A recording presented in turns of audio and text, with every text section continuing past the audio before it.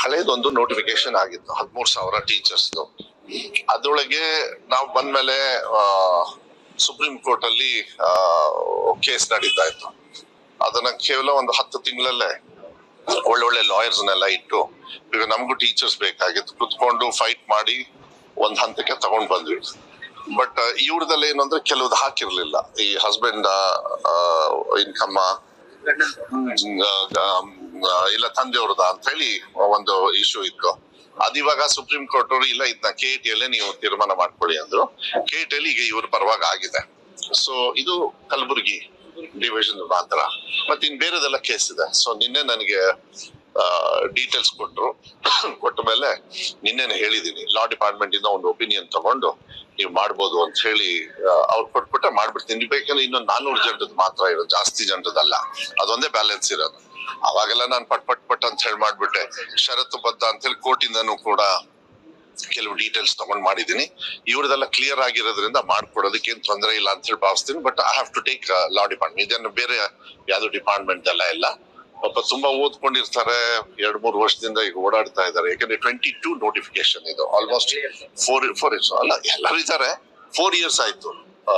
ಇದಿಷ್ಟೇ ಬ್ಯಾಲೆನ್ಸ್ ಅದ್ರದ್ದು. ಕ್ಲಿಯರ್ ಆಗಿದೆ ಅಂತ ಹೇಳ್ತಾ ಇದ್ದಾರೆ. ಈಗ ಅವ್ರು ಕ್ಲಿಯರ್ ಆಗಿದೆ ಅಂತ ನೀವು ಅವ್ರನ್ನ ಅಲ್ಲ ಮಾಡ್ಕೋಬಹುದು. ಅಲ್ಲ, ಲೀಗಲ್ ಒಪಿನಿಯನ್ ತಗೊಳ್ಳೇಬೇಕಾಗತ್ತೆ. ಅದನ್ನ ತಗೊಂಡು ಏನ್ ಜಡ್ಜ್ಮೆಂಟ್ ಕೊಟ್ಟಿದ್ದಾರೆ ಅದ್ರ ಮೇಲೆ ಯೂಶಲಿ ಲಾ ಡಿಪಾರ್ಟ್ಮೆಂಟ್ ಕಳಿಸ್ಬೇಕು. ಅದನ್ನ ಮಾಡ್ತೀನಿ, ಅದೇನ್ ತೊಂದರೆ ಆಗಲ್ಲ ಅನ್ಕೊಂಡಿದೀನಿ. ನಾನು ನಿನ್ನೆ ಲಕ್ಷ್ಮಣ್ ಅವ್ರು ಕೊಟ್ರು ನಂಗೆ ಇದನ್ನ ಡೀಟೇಲ್ಸ್.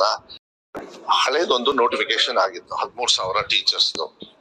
ಅದ್ರೊಳಗೆ ನಾವು ಬಂದ್ಮೇಲೆ ಸುಪ್ರೀಂ ಕೋರ್ಟ್ ಅಲ್ಲಿ ಕೇಸ್ ನಡೀತಾ ಇತ್ತು. ಅದನ್ನ ಕೇವಲ ಒಂದು 10 ತಿಂಗಳಲ್ಲೇ ಒಳ್ಳೊಳ್ಳೆ ಲಾಯರ್ಸ್ನೆಲ್ಲ ಇಟ್ಟು, ಈಗ ನಮಗೂ ಟೀಚರ್ಸ್ ಬೇಕಾಗಿತ್ತು, ಕುತ್ಕೊಂಡು ಫೈಟ್ ಮಾಡಿ ಒಂದ್ ಹಂತಕ್ಕೆ ತಗೊಂಡ್ ಬಂದ್ವಿ. ಬಟ್ ಇವ್ರದಲ್ಲಿ ಏನು ಅಂದ್ರೆ ಕೆಲವ್ದು ಹಾಕಿರ್ಲಿಲ್ಲ. ಈ ಹಸ್ಬೆಂಡ್ ಇನ್ಕಮ್ ಇಲ್ಲ ತಂದೆಯವ್ರದ ಅಂತ ಹೇಳಿ ಒಂದು ಇಶ್ಯೂ ಇತ್ತು.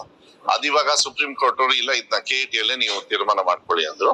KT ಅಲ್ಲಿ ಈಗ ಇವ್ರ ಪರವಾಗಿ ಆಗಿದೆ. ಸೊ ಇದು ಕಲಬುರಗಿ ಡಿವಿಷನ್ ಮಾತ್ರ.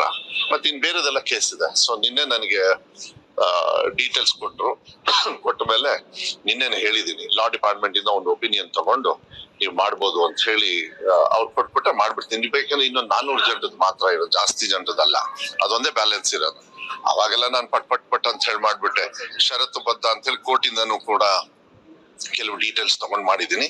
ಇವ್ರದೆಲ್ಲ ಕ್ಲಿಯರ್ ಆಗಿರೋದ್ರಿಂದ ಮಾಡ್ಕೊಡೋದಕ್ಕೆ ಏನ್ ತೊಂದರೆ ಇಲ್ಲ ಅಂತ ಹೇಳಿ ಭಾವಿಸ್ತೀನಿ. But I have to take law department. ಇದನ್ನು ಬೇರೆ ಯಾವ್ದು ಡಿಪಾರ್ಟ್ಮೆಂಟ್ ಎಲ್ಲ ಇಲ್ಲ. ಪಾಪ ತುಂಬಾ ಓದ್ಕೊಂಡಿರ್ತಾರೆ, 2-3 ವರ್ಷದಿಂದ ಈಗ ಓಡಾಡ್ತಾ ಇದ್ದಾರೆ. ಯಾಕಂದ್ರೆ 22 ನೋಟಿಫಿಕೇಶನ್ ಇದು, ಆಲ್ಮೋಸ್ಟ್ 4 ಇಯರ್ಸ್ ಅಲ್ಲ, ಎಲ್ಲರೂ ಇದ್ದಾರೆ. 4 ಇಯರ್ಸ್ ಆಯ್ತು. ಇದಿಷ್ಟೇ ಬ್ಯಾಲೆನ್ಸ್ ಅದ್ರದ್ದು. ಕ್ಲಿಯರ್ ಆಗಿದೆ ಅಂತ ಹೇಳ್ತಾ ಇದ್ದಾರೆ. ಈಗ ಅವ್ರು ಕ್ಲಿಯರ್ ಆಗಿದೆ ಅಂತ ನೀವು ಅವ್ರನ್ನ ಅಲ್ಲ ಮಾಡ್ಕೋಬಹುದು. ಅಲ್ಲ, ಲೀಗಲ್ ಒಪಿನಿಯನ್ ತಗೊಳ್ಳೇಬೇಕಾಗತ್ತೆ. ಅದನ್ನ ತಗೊಂಡು ಏನ್ ಜಡ್ಜ್ಮೆಂಟ್ ಕೊಟ್ಟಿದ್ದಾರೆ ಅದ್ರ ಮೇಲೆ ಯೂಶಲಿ ಲಾ ಡಿಪಾರ್ಟ್ಮೆಂಟ್ ಕಳಿಸ್ಬೇಕು. ಅದನ್ನ ಮಾಡ್ತೀನಿ, ಅದೇನ್ ತೊಂದರೆ ಆಗಲ್ಲ ಅನ್ಕೊಂಡಿದೀನಿ. ನಾನು ನಿನ್ನೆ ಲಕ್ಷ್ಮಣ್ ಅವ್ರು ಕೊಟ್ರು ನಂಗೆ ಇದನ್ನ ಡೀಟೇಲ್ಸ್.